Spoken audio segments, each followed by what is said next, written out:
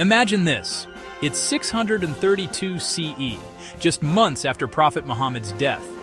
A legendary undefeated Muslim general stands accused of something shocking: executing a fellow Muslim commander, allegedly cooking his severed head in a pot to warm food, and then marrying and consummating the marriage with the dead man's beautiful wife on the very same night. This is one of the most controversial stories from the Ridda Wars, and it's still debated 1400 years later. Today we dive deep into the incident of Khalid ibn al-Walid and Malik ibn Nuwayra. Was it cold-blooded murder and lust, or a tragic wartime misunderstanding? Let's break it down, fact by fact.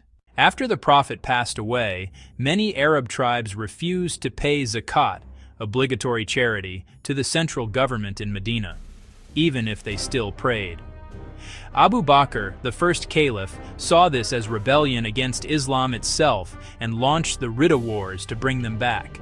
He appointed Khalid ibn al-Walid, already famous as the Sword of Allah, to lead a major army against the tribes in eastern Arabia, especially Banu Hanifa and nearby groups like Banu Yarbu. Malik ibn Nuwayra was the chief of Banu Yarbu, part of Tamim. He had been a Muslim, fought in some battles during the Prophet's time, and was even appointed by the Prophet to collect zakat from his people.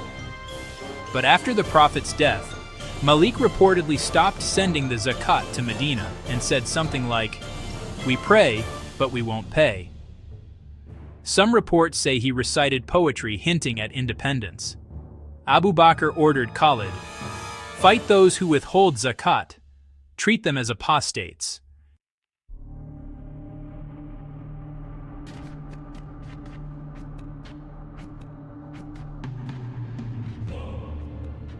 Khalid's army reached Malik's territory at Butah.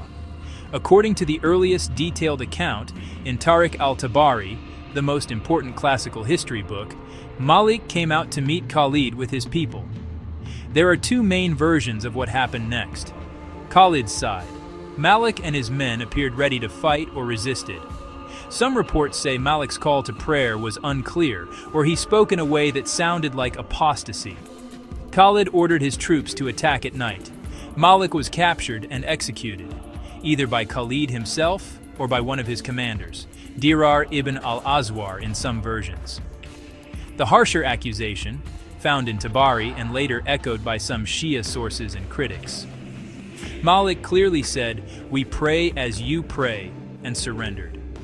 But Khalid, allegedly attracted to Malik's famously beautiful wife Tamim, Layla bint al-Minhal, or similar name in sources, ordered him killed anyway.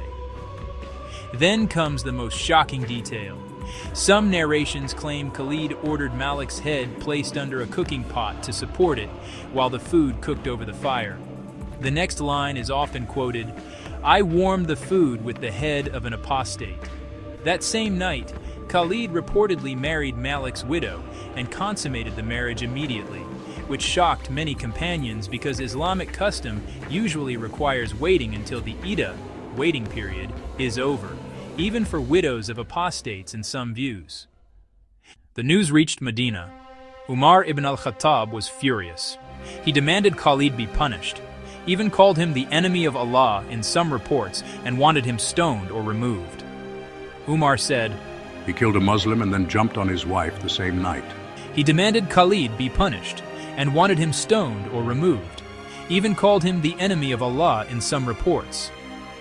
Abu Bakr, however, defended Khalid. He said, "He is the sword of Allah. Do not blunt it." Abu Bakr ruled that Malik was judged as an apostate in the battlefield context. So the marriage was valid after death. No Iddah required for apostates' widows according to some rulings. He kept Khalid in command, and Khalid went on to conquer Iraq and parts of Syria, becoming one of history's greatest generals. Khalid went on to conquer Iraq and parts of Syria. He kept Khalid in command. Abu Bakr, however, defended Khalid.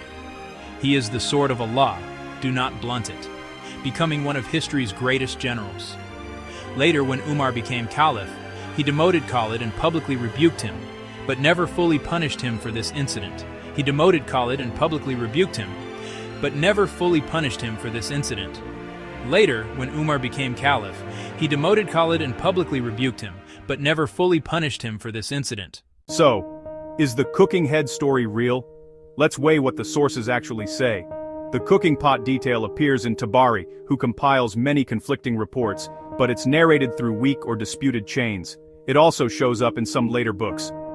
Many Sunni scholars say it's exaggerated or fabricated propaganda. The marriage is confirmed in almost all sources, even friendly ones like Ibn Kathir, but they frame it as Khalid believing the woman was now lawful. That legal framing is central to their narrative.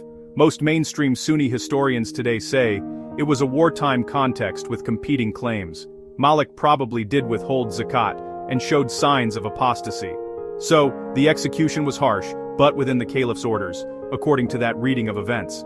The head cooking story, likely a rumor spread by enemies, not supported by strong chains. Critics, especially some Shia sources and modern skeptics, argue that Khalid acted out of personal desire and Abu Bakr covered for him. Bottom line, the core event happened. Malik was killed under Khalid's command, and Khalid married the widow soon after. But the cooking head plus same night lust murder version is the extreme polemic telling, not the balanced historical consensus. Sources conflict, chains vary, and motives are debated. With that context, you can judge the story more clearly. History is rarely black and white, especially 14 centuries ago in the chaos of war. Khalid ibn al-Walid remains one of Islam's greatest military minds, but this incident is a permanent shadow. What do you think? Justified wartime decision or unforgivable crime? Drop your thoughts below, like if you learned something new, and subscribe for more untold stories from early Islamic history. See you in the next one.